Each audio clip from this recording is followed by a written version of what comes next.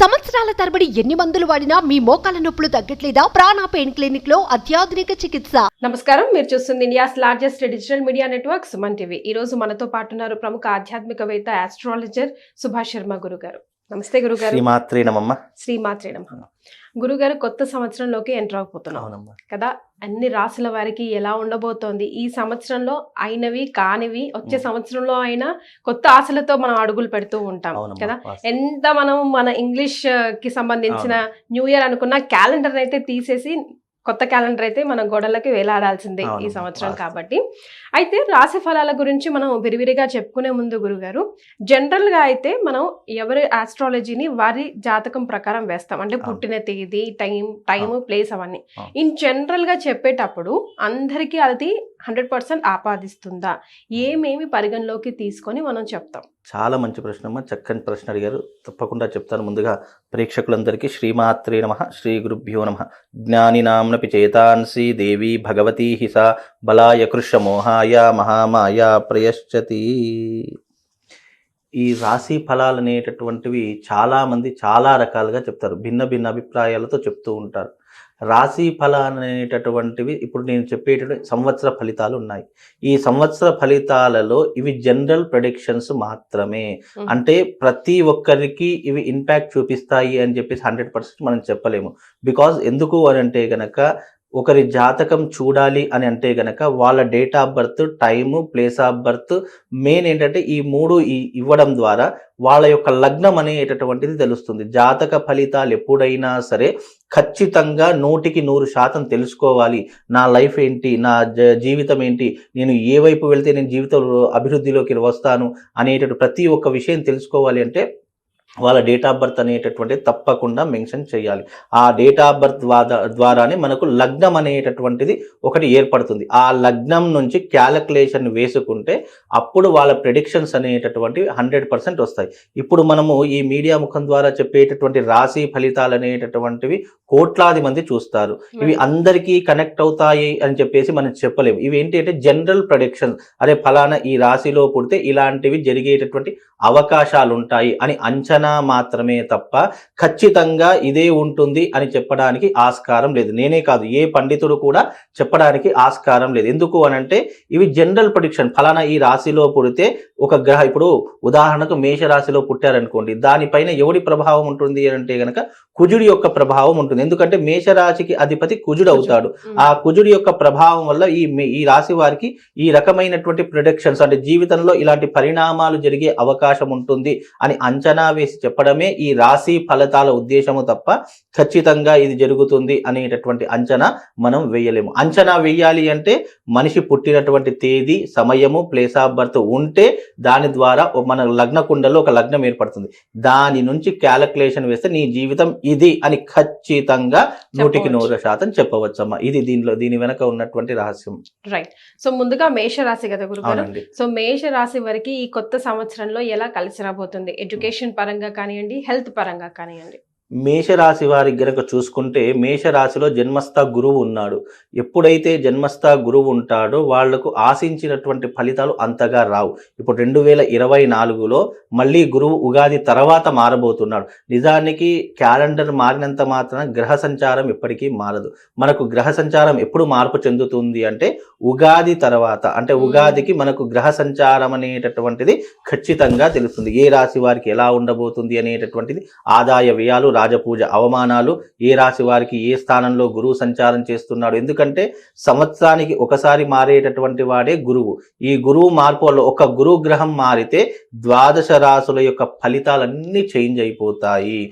అంత విశేషమైనటువంటిది ఈ గురు సంచారం. ఎందుకంటే గురువు దేనికి కారకుడు అంటే ఫైనాన్షియల్ రంగానికి కారకుడు. మన కంటికి కనిపించేది ఏది మనకు వశం కావాలన్నా, ఒక ఇల్లు కట్టాలన్నా, ఒక గృహప్రవేశం చేయాలన్నా, ఒక పెళ్లి చేయాలన్నా, మన జీవితంలో అభివృద్ధిలోకి రావాలన్నా గురు సంచారం ఇస్ మోస్ట్ ఇంపార్టెంట్. అందుకే జాతకంలో ఏ గ్రహం బాగా లేకపోయినా గురుగ్రహం ఒక్కటి బాగా ఉంటే అతని లైఫ్ని మనం చేంజ్ చేసేటటువంటి అవకాశము మనకు ప్లానటరీ పొజిషన్ ద్వారా ఏర్పడుతుంది. అందుకే జ్యోతిష్య శాస్త్రం అనేటటువంటిది చాలా లోతుగా అబ్జర్వేషన్ చేయాలి. ఏదో పైన చూసాము, పైన ఈ గ్రహం బాగుంది కదా దీనికి ఈ రెమెడీ చేసేద్దాము అంటే అది కుదరదు. లోతుగా పరిశీలన చేసి అసలు మూలం ఇతనికి కష్టం ఎక్కడి నుంచి ప్రారంభమైంది, ఎక్కడ ఇతను రాంగ్ స్టెప్ వేశాడు, ఆ రాంగ్ స్టెప్ని గనక మనం సరిచేసినట్టయితే మళ్ళీ అతని జీవితంలో అభివృద్ధిలోకి వచ్చేటటువంటి అవకాశము కనిపిస్తుంది. అందుకే మేషరాశి వారికి జన్మస్థ గురువు ఉన్నాడు కాబట్టి ఇప్పుడు ప్రస్తుతం 2024లో ఉగాది వరకు కొంచెం అనుకూలంగా ఉండదు పరిస్థితి. 2024 అంటే ఉగాది తర్వాత గురువు వృషభ రాశిలోకి ప్రవేశం చేస్తాడు. ఎప్పుడైతే వృషభ రాశిలో ప్రవేశం చేస్తాడో మేషరాశి వారికి ధనస్థానం అనేటటువంటిది బాగుంటుంది. ఆర్థిక వ్యవహారాదులు కానీ అనేక విధములైనటువంటి ఇబ్బందులు ఏవైతే పడుతున్నారో అవన్నీ కూడా తొలగిపోయేటటువంటి అవకాశము మేషరాశి వారికి ఉగాది తర్వాత కనిపించబోతుందమ్మా. సో గురుగారు ఈలోగా మరి వాళ్ళు చేసుకోవాల్సిన రెమెడీస్ ఏమైనా స్పెషల్ గా ఉన్నాయా మేషరాశి వారికి? మేషరాశి వారికి కనుక చూసుకుంటే ఇప్పుడున్న పరిస్థితుల ప్రకారము ఉద్యోగ రీత్యా కానీ వ్యాపార రీత్యా కానీ హెల్త్ పరంగా కానీ చిన్న చిన్న ఇబ్బందులు వచ్చే అవకాశాలు ఉంటాయి. ఎప్పుడూ అప్పు చేసుకోలేనటువంటి వారు కూడా అప్పుల ఊబిలో కూడుకుపోయేటటువంటి అవకాశాలు ఏర్పడుతూ ఉంటాయి. కనుక మేషరాశి వారు కాస్త జాగ్రత్తగా వ్యవహరించాలి. ఎవరికి పడితే వారికి షూరిటీ ఉండకూడదు. ఎందుకంటే మంచితనానికి పోయి చేతికి చిప్ప తెచ్చుకొని వచ్చేటువంటి అవకాశం మేషరాశి వారికి చాలా ఎక్కువగా ఉంటుంది. ఎందుకంటే ఇతరులకు మంచి చేద్దామనేటటువంటి ఒక అభిప్రాయంతో వాళ్ళు ఏం చేస్తారంటే ఎవరికి పడితే వారికి షూరిటీ ఉండడం కానీ లేదా నమ్మి డబ్బులు ఇవ్వడం కానీ. ఎందుకంటే చాలా మంది ఇట్లా నమ్మి డబ్బులు ఇస్తారు, అయ్యో చాలా రోజుల నుంచి తెలుసు కదండి ఒక ₹1,00,000 అవసరం పడిందని టక్కని తీసి ఇచ్చేస్తుంటారు. మళ్ళీ అవి తిరిగి రాబట్టుకోవడం అనేటటువంటిది మేషరాశి వారి జాతకంలో ఉండదు. కనుక మేషరాశి వారు ఆర్థిక విషయంలో కానీ ఆరోగ్య విషయంలో కానీ చాలా జాగ్రత్త వహించాలి. లేదు అంటే తీవ్రమైనటువంటి పరిణామాలు ఇబ్బందులు ఎదుర్కోవాల్సినటువంటి పరిస్థితి ఏర్పడుతుంది. కనుక ఈ మేషరాశి వారు ఎవరైతే ఉన్నారో వాళ్ళు ఈ విషయాలలో జాగ్రత్తగా ఉండాలి.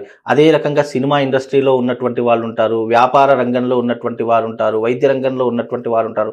ఇలా ఏ రంగంలో ఉన్నటువంటి వారికైనా సరే ఆర్థిక విషయంలో మాత్రం మేషరాశి వారు చాలా జాగ్రత్తగా ఉండాలి. ఫైనాన్షియల్గా ఇప్పుడు గనక వాళ్ళు గెటాన్ కాకపోతే గనక ఈ 2024లో ప్రతి నెల ఇక కష్టం అనేటటువంటిది వాళ్ళ జీవితంలో మొదలవుతూనే ఉంటుంది. అంటే వాళ్ళు బీజం వేసుకున్నట్టే ఇక అది మహావృక్షమై వాళ్ళ జీవితాన్ని నాశనం చేస్తుంది. అలా కాకుండా వాళ్ళు ఆర్థికమైనటువంటి విషయంలో డబ్బు లావాదేవీల విషయంలో చాలా జాగ్రత్తగా ఉంటే వాళ్ళ లైఫ్ అనేటటువంటిది హ్యాపీగా ఉంటుంది.